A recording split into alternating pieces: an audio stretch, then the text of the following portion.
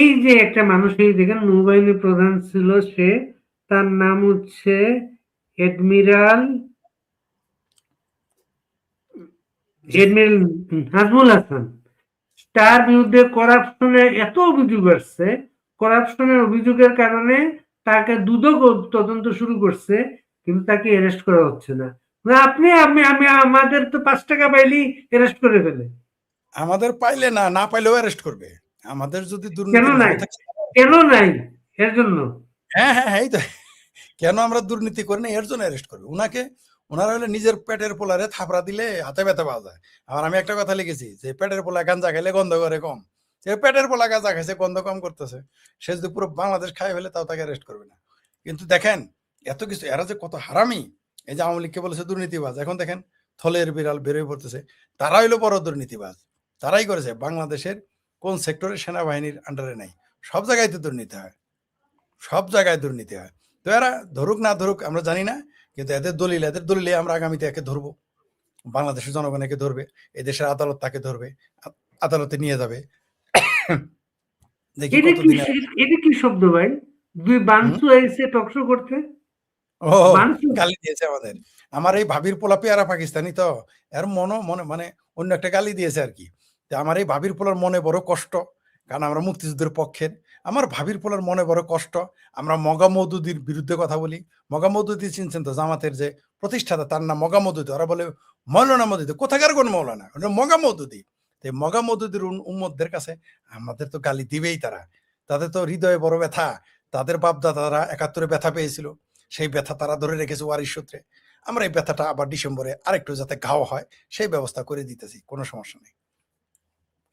আচ্ছা, ফরিদ ভাই, পাসপোর্টে আজকে পাসপোর্ট গুলো চেক করলাম। জি পাসপোর্টে জি বাংলাদেশের এই ইয়ার ছবি ছবি আনতেছে। এই যে এই আবু সাইদ, আবু জি সাইদের ছবি আনতেছে পাসপোর্টে। বাংলাদেশে স্বাধীন করছে মুক্তিযুদ্ধের। আবু সাইদের কি ভূমিকা বাংলাদেশ স্বাধীন করতে? প্রথমে দুঃখ প্রকাশ করি, হয়তো অনেকে আমাকে বলে আমি লাইভের সময় খাইকে ভাই সন্ধ্যা থেকে শুরু করছি, যে না খেলে সমস্যা হয় তাই খেলাম, ক্ষমা করবেন আমাকে। আপনি যেটা বলেছেন পাসপোর্টে যুক্ত হচ্ছে কোথাকার কোন সাইদ, কোথাকার কোন মুগ্ধ, কোথাকার কোন ওয়াসিম জসিম, সৈলানা, আলমগীর, এদের নিয়ে ছবি দিবে।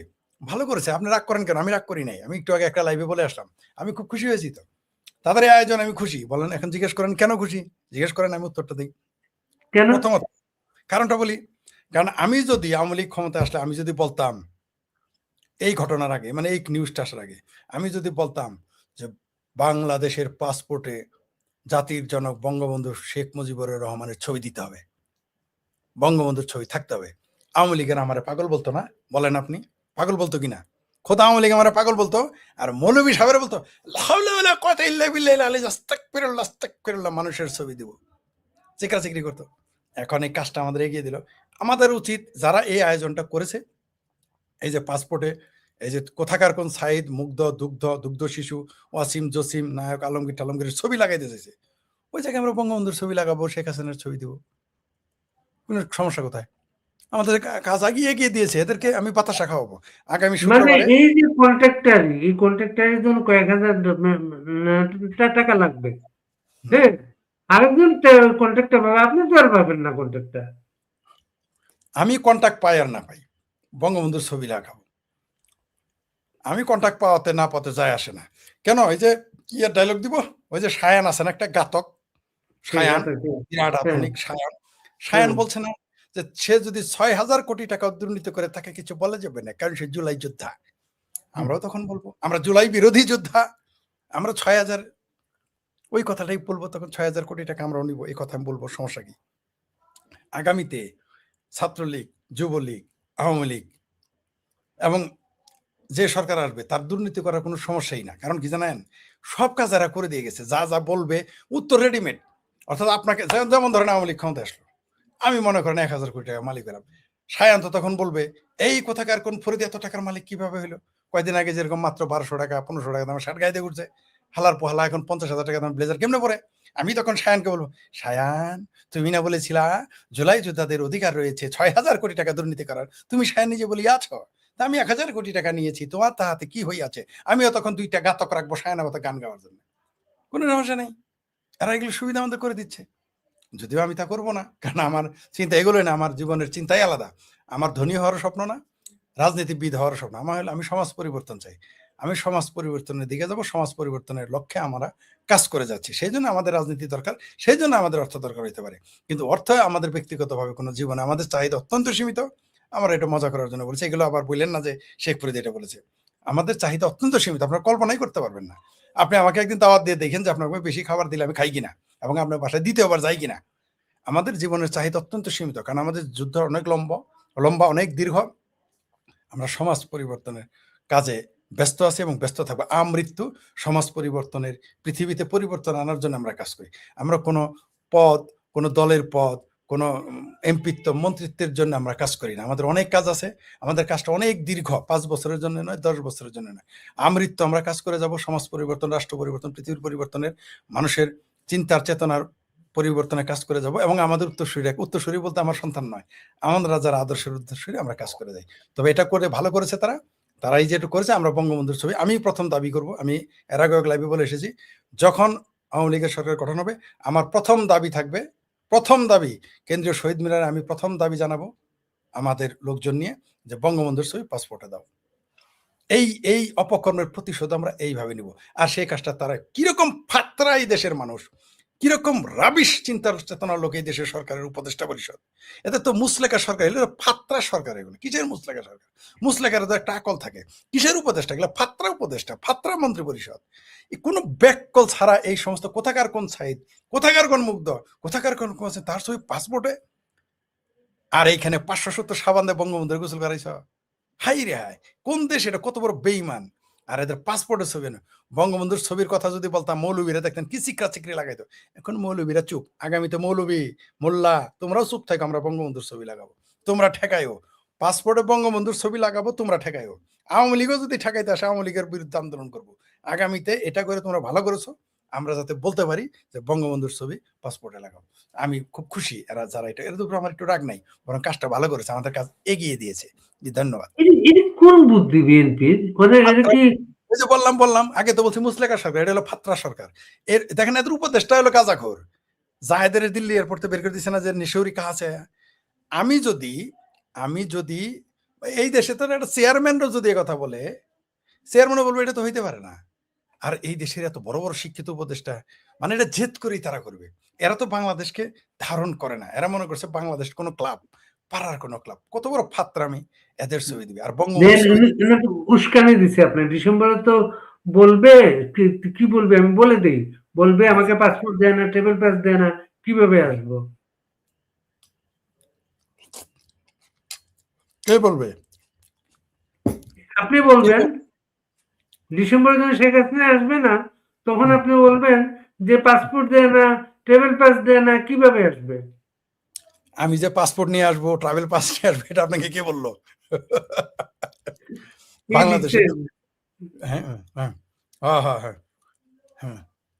এই গবেটারা জানেই না, যে এদের যে মায়ের লাং ছিল ওই এই গোলাম আজম, তারপর এরা কোথায় কোথায় পালাইছিল এরা জানে। তারেক রহমান কি পাসপোর্ট নিয়ে আসছে? তারেক রহমানের পাসপোর্ট ছিল? গাধা এটা জানে। তারেক রহমানের পাসপোর্ট কই পেলো? তারেক রহমান 17 বছর পর যদি পাসপোর্ট পায়, আর আমাদের পাসপোর্টের তো মেয়াদ আছে, আমরা কেন পারবো না? আর আমরা আসবো কিনা পাসপোর্টের আবেদনই করে না। ভাবির পোলা যখন কেসকি বান্দির পোলারা শুনে রাখো, যখন গণেশটা উল্টে যাবে, তখন সব দাবার পাশা সব উল্টে যাবে। এই যে শিলং সালাউদ্দিন 9 বছর পর কিভাবে আসলো? কোন পাসপোর্ট দিয়ে আসছে? কি দিয়ে আসছে? কোন বিষয়ে আসছে? কোন পাসপোর্টে আসছে? শিলং সালাউদ্দিন যে স্বরাষ্ট্রমন্ত্রী, ভাবির পোলা এটুকু বুঝো না? কিসের ট্রাভেল আমরা জানি ওইগুলা। এখন এগুলো বলবো কেন? কিভাবে আসবো? যখন আসার তখন তো আসবোই। আমরা যখন আসবো তারেক রহমান দেশে থাকতে পারবে? এই যে ভাবির পোলারা দেশে থাকতে পারবে? ওদের পয়দা করছে যে জামাতের আমির, পালায় যাবে সব। আমরা তো যাবো আর জয় করব, দেখতে পারবে তারা। আমরা তো সেনাবাহিনীর কাঁধে চড়ে যাব না। আমরা কিন্তু তোমাদের মতো ভাবির পোলারা সেনাবাহিনীর কাঁধে চড়ে যাব না। আমরা আমাদের জনগণের শক্তির যোগ্যতায় যাব, জনগণকে সাথে নিয়ে যাব। তোমাদের মতো সেনাবাহিনীর কান্দে উঠে আসবো না, দেখতে পারবা ভাবির পোলারা। হাসো, তোমরা চেঁচাও, আমরা চাইতেছি, দেখি তোমরা ডিসেম্বর পর্যন্ত কত চেঁচাইতে পারো। তাদের এখন আর বড় শক্তি কিন্তু মিডিয়া, কিন্তু সেই প্রথম আলো নিঃসন্দেহে। থেকে আর আরম্ভ ভাবির পোলা করে। আর একটা কথা কই, আমি যে বাংলাদেশে নাই এটা তুমি কেমনে বুঝলা? বুঝছো ভাবির পোলা, আমি যে এখনো বাংলাদেশে বরিশালের স্বরূপকাঠি পেয়ারা বাগানে নাই, তুমি কেমনে বুঝলা? আপনার চশমাটা আপনার কিন্তু অবিরাম লিখতেছি কিন্তু আপনাকে ইয়ে করার জন্য। ভাবির পোলারা এগুলো বলতে থাকুক, সমস্যা নাই। ভাবির পোলা, এই ভাবির পোলাই ছাত্রলীগের লঙ্গির তলে ঢুকবে আমরা জানি। এই ভাবির পোলার মায়ে আওয়ামী লীগের কাছে গিয়ে হাঙ্গা পাবে 2 বার করে, ওটাও আমরা জানি। এগুলো না আমরা থোড়াই কেয়ার করি, আমরা তাদের চিনি। গোলাম আজমের তবে দুই পোলা এখনো। আজকে অনেকে ইলিয়াসের পোস্ট শেয়ার করতেছে। জি ইলিয়াস জি ঠিক লিখছে, বলেছেন। জি ইলিয়াস ঠিকই আসছে। না না না, ভাবির পোলা তুমি এই কথাটা ইলিয়াসের ওনে যায় বলো। ভাবির পোলার ওই ইলিয়াসের পোস্টে গিয়ে একটু বলে আসো, শুনেন ইলিয়াস যে কথা বলছে শেখ হাসিনা আসবে, এটা বললে আমাদের কি বলতে জানেন? শেখ হাসিনার দোষর, আওয়ামী লীগের দোষর, ছাত্রলীগের দোষর, ভারতের দোষর। ইলিয়াস বলছে আর কথা নেই, চুপচাপ। শেখ হাসিনা আসবেই। এই বাংলাদেশ শেখ হাসিনার বাপের। শেখ হাসিনা দেশে আসবে না, কে দেশে আসবে? শেখ হাসিনাকে ঠেকাবা ভাবির পোলারা। কিন্তু সমস্যা হলো যে তোমরা পালায় আবার সেই সেই ভাবির পোলাদের মতো। জি, চমৎকার একটা কথা মনে করে দিয়েছেন। জি, ধন্যবাদ প্রিয় দর্শক, আপনি এই কথাটা মনে করে দেওয়ার জন্য। এটা আমি মনে মনে প্রথমেই ভেবেছিলাম বলবো, আমি ভুলে গিয়েছিলাম। আপনাকে অসংখ্য ধন্যবাদ। আমি 24 মিনিটে কথাটা মনে করতে পারিনি। মিস্টার কি নাম ওনার? আকরামুজ্জামান, ধন্যবাদ আপনাকে। এই যে জ্বালানি মন্ত্রী সাহেব টুক্কু সাহেব বলেছেন, টুক্কু সাহেব টুকু টুকু করে টিলাম প্রেস খেলতে গিয়ে বলেছেন নিকৃষ্ট লোকের আওয়ামী লীগ করে। তাই নিকৃষ্ট লোকের কাছে আত্মীয়তা করলো কেন? এই কথাটা একটু আমরা জানতে চাই। আমার টুকু সাহেবকে গিয়ে জিজ্ঞেস করেন তিনি আত্মীয়তা কোথায় করছে, তার বিআইটা কে? এই নিকৃষ্ট লোকের সাথে তিনি আত্মীয়তা করলেন কেন? দ্বিতীয়, তিনি এই কথা বলে পুরো বাংলাদেশের জনগণের ভোটাধিকার, বাংলাদেশের মানুষের রাজনৈতিক অধিকার, তাকে তিনি টিজ করেছেন। তাকে কানে ধরে সংসদ থেকে ঘেঁটি ধরে বের করে দেওয়া হয়েছে পিএল দিয়ে, জনগণের মতের প্রতি অশ্রদ্ধা দেওয়ার জন্য। 5 থেকে 6 কোটি মানুষ আওয়ামী লীগ করে, আপনি বলেন নিকে ও আমার উৎকৃষ্ট আলাগো। ফাত্রামির একটা মাত্রা আছে। এই মন্ত্রী, জ্বালানি মন্ত্রী টুকলে আরেক ফাত্রা। রাজনৈতিক না জ্ঞান আছে না কাণ্ড আছে, শুধু রাজনীতি করলেই হবে না, কিছু আকল থাকাও চাই, ভাষা একটু পরিবর্তন করা উচিত। এইগুলো হচ্ছে ওই যে সব যে আউলে গেছে মাথা, শেখ হাসিনা হ্যাঁ, আসতেছে, পাগল হয়ে গেছে। শেখ হাসিনা যেদিন ঘোষণা করেছে, সবগুলো শেখ আউলে গেছে কিন্তু শেখ ইয়াদ হাসিনা করে যেদিন কিন্তু। ঘোষণা করেছেন আমি আসতেছি, অনেকের পায়ের নিচে মাটি নেই। আর কয়েকদিন পরে এমনি উন্মাদ হয়ে যাবে সবাই, এমনি হেমায়তপুর পাগলা গারদে চলে যাবে এমনি। তবে টুকু সাহেবকে বলে দেই, আপনার বিয়ে আপনাকে রক্ষা করতে পারবে না। না, এই এই যে টুকু সাহেব চিন্তা করেন, টুকু সাহেবকে যদি বাসায় বাসায় বক্তব্যের পরে তার মেয়ের জামাই যদি 2 গালের 2টো চড় মেরে থাকে, আমরা তো দেখি নাই সেগুলো।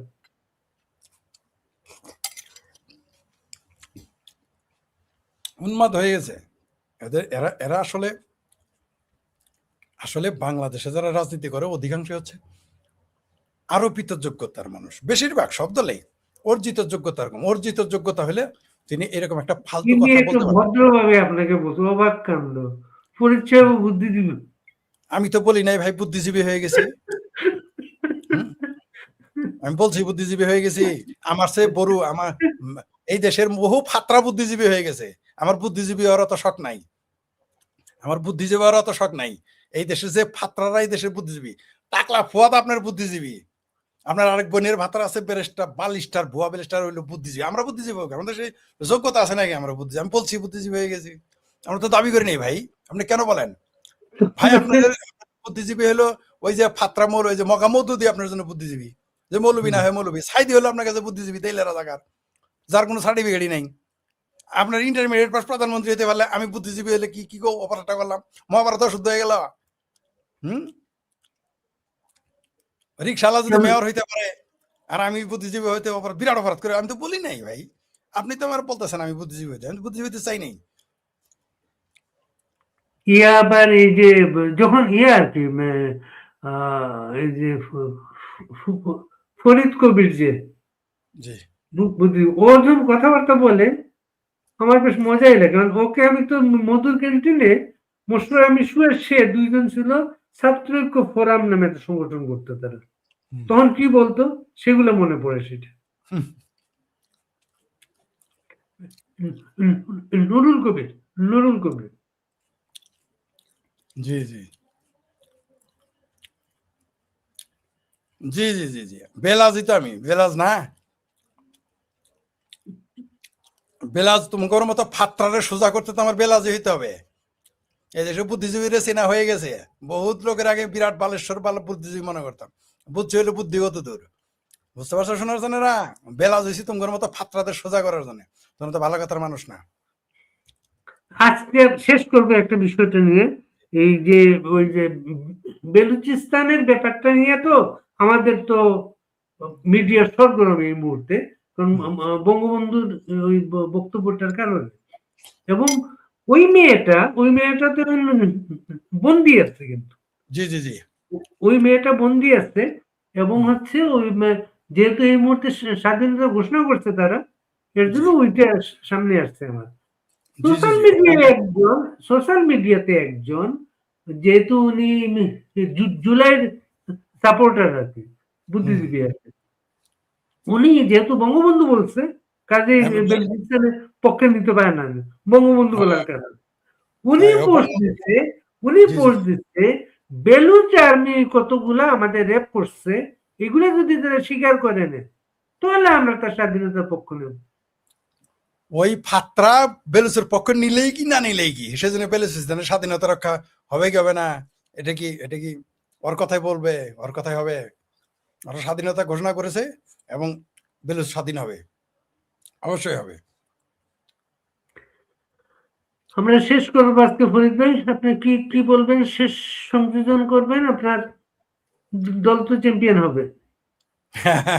জি, সবাইকে অগ্রিম শুভেচ্ছা, আমার দল আজকে চ্যাম্পিয়ন হবে, অগ্রিম শুভেচ্ছা জানিয়ে রাখলাম।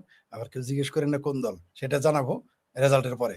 যাই হোক, যেটা বলতেছিলাম, প্রিয় দর্শক, আপনাদের একটা কথা বলি, আপনি ব্যক্তির সমালোচনা করেন, কোনো সমস্যা নেই, যে কেউ পৃথিবীর কেউ সমালোচনার ঊর্ধ্বে নয়, সমালোচনা করতেই পারেন, কিন্তু নিন্দা সেটা আলাদা জিনিস, এবং মিথ্যা সেটা আলাদা জিনিস।